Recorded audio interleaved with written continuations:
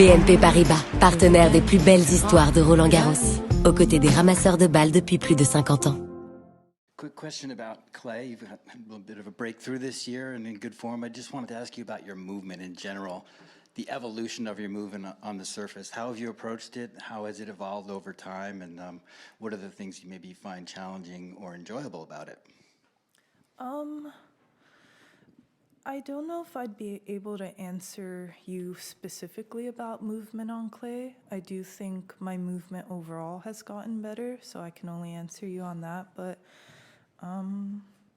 yeah, on clay, I think I'm enjoying sliding a lot. I've played quite a few, or I've played a lot of players that drop shotted me, so just sliding to those has been kind of fun, frustrating but fun.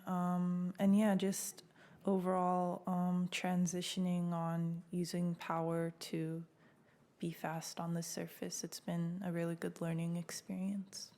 Okay, we'll go to Ben and then to Marnie instead. Ben? Hi, Naomi. Just wanted to ask about your decision to scale down and play the WTA 125 in France that you played. How easy was that as a decision to make, to drop down a level? And then how did it feel once you were there? And is it something you maybe wish you'd done even sooner in this comeback to get matches? Yeah, I mean, it was something that I didn't decide to do right away. Honestly, it was Patrick that kind of told me that he thinks it, which he was right, like it would be a better use of time to even practice playing the matches there. Yeah, I mean, I am glad that I went. I was able to explore the city, which was really beautiful. I think the decision itself was kind of difficult because in your mind you do have a little bit of pride, but I don't know. I was glad that I went, and I think that every opponent that plays me is definitely going to play really well, and yeah, glad I went. It was a hard decision, and I'm happy with the outcome though. Because the decision was hard, did it feel like a lot of pressure in those matches to not lose, basically? I would say yes, there was a lot of pressure. I wouldn't really say it was to not lose, but it was more like I had in the back of my head, like, I wonder what people would say about me if I lost here. Granted, I should never be thinking about that when I'm playing a tennis match, but yeah. But I got over it, like during the semis.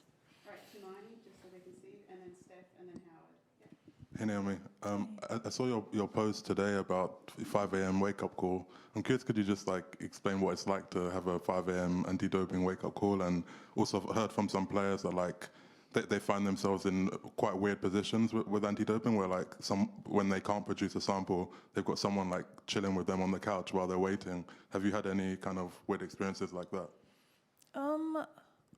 I honestly don't know the rules about talking about anti-doping. Am I allowed to say whatever? Yeah. Oh, okay. I don't know, they're kind of scary. Yeah, I mean, for me, anti-doping is I don't have a great relationship with them just because they always come and take blood and urine, which I don't know if that disgusts people to say, but whatever. And my veins are very notoriously hard to find. And one person once told me it was a Japanese thing. I don't know if that's accurate, but yeah, so they come at 5 a.m. and then they'll stick me multiple times. And usually they can't find my vein, so they have three attempts to find it. Sometimes they can't find it, and they're like, oh, sorry, let me try this arm, let me try this arm, let me try this arm. And I always have to tell them, hey, my playing arm is my right arm. I'd prefer the left, blah, blah, blah, blah, blah. And today was kind of scary because the last year I was here, they also came at 5 a.m., and the lady couldn't find my veins at all. And I had huge bruises on my arms for a while. So thankfully it wasn't the same lady, no shade to her. But yeah, today was a success because luckily I had to use the bathroom when they woke me up, so. Okay, Steph. Hey Naomi, you posted your shoes on Instagram, and the girlies did in fact love it. Can you tell me about the inspiration behind the shoes and the rest of the kit? Yeah, so the shoes are Sakura themed, which is really, I guess, just in time for spring, which is Sakura season, and it follows the flower story that we have throughout the year. And I'm really excited about the kit because I designed it, so I don't know why Nike's letting me do this stuff. I say this every slam, but I think it's really adorable, and I'm just excited. And I don't know if you can see from all the way over here, but I did my nails, and they're Sakura themed too, so I'm really sticking to the flower story that we have. Okay, Howard? Hi, Naomi. How common is it to go on court and have to try to play through an injury or pain or something you're dealing with? And what sorts of internal or external pressures are there to do that and get out there even if you don't feel 100%?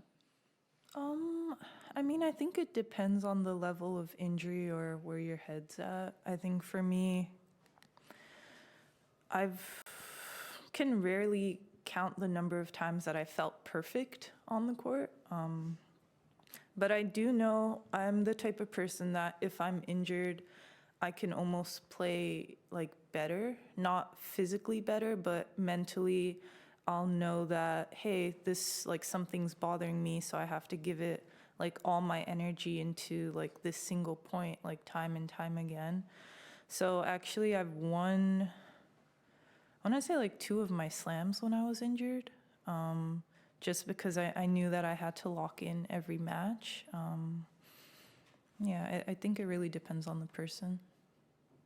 Do you have another one, Howard? Or no? Well, if I could follow up on that. Is there, though, a sense at all sometimes of, I don't want to go out there, but I have to?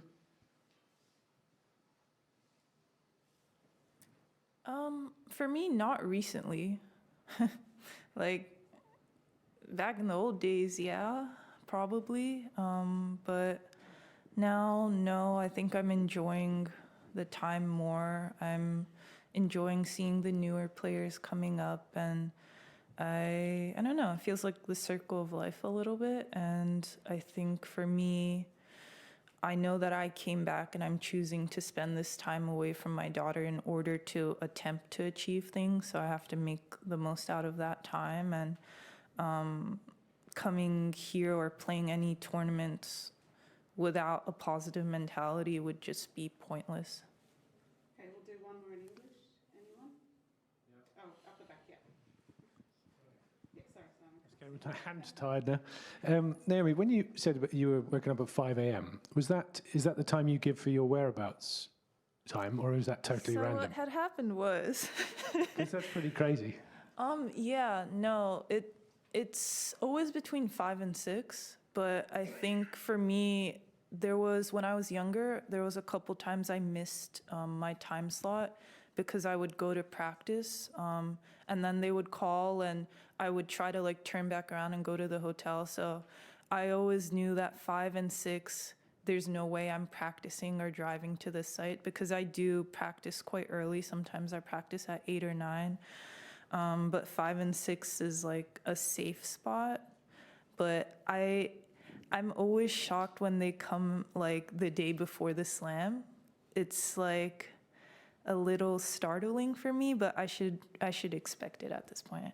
I didn't realize you could say a time before 6. I thought 6 was the earliest. So 5 obviously is the earliest.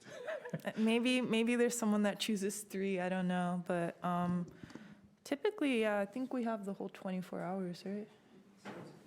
Oh, it starts at 5. So. All right, thank you. We'll switch to national language. Just raise your hand. Who would like to? Aki, just put your hand up so they can see you. Right there, yeah. こんにちは。さっき、チャレンジャー121-25に出たのはパトリックのおすすめだって言ってましたけれども、パトリックみたいなクレーの経験も豊富な、彼が今回ついているっていうことがクレーコートでプレーするのにどういう、いい影響があったのかというのと、あと優勝した時の一番の気持ちっていうのはほっとしたのか自信がついたのかすごく嬉しいっていうのか、どういうところが一番大きかったですかYeah, I think very transparently when I won that tournament, my immediate thought was like I knew how much work it took to get here. It wasn't just, overnight. I would say it was like an accumulation of last year and then obviously this year too, but I think my immediate thought was like this feeling of happiness is like 0.1% of the happiness I had when I had my daughter.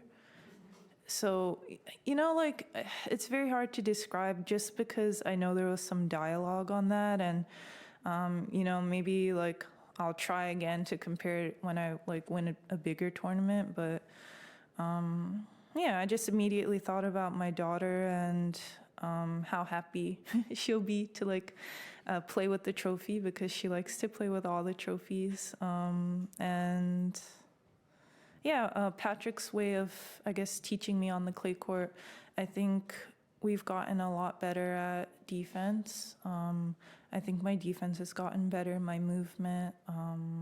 But I talked to him after my last match against Stearns. I think I could have been a lot more aggressive, so we're going to try something different this tournament. Okay, next one. Anyone over here? Aki again, yeah. ドローはあまり見ないですけど、ファーストラウンドの相手はご存知ですか？ Oh yeah, I know I'm playing Badosa. Yes, okay. ちょっとお願いします。Yeah, I think, I was supposed to play her in Rome, but she was injured, so I didn't get to play her. But I was really looking forward to it because I know she's a good player, and it's kind of crazy that we've both been on tour, but we haven't played each other yet. And I know that she's supposed to be a good clay court player also. So I don't know. For me, slams are the best tournaments. There's only 4 of them, and I feel like that's where everyone plays the best, and that's where everyone kind of feels all the energy. So it's going to be really exciting. Of course, I think I'm going to be nervous because it is a first round, and I'm always nervous in the first round, but hopefully they'll put us on a really good court.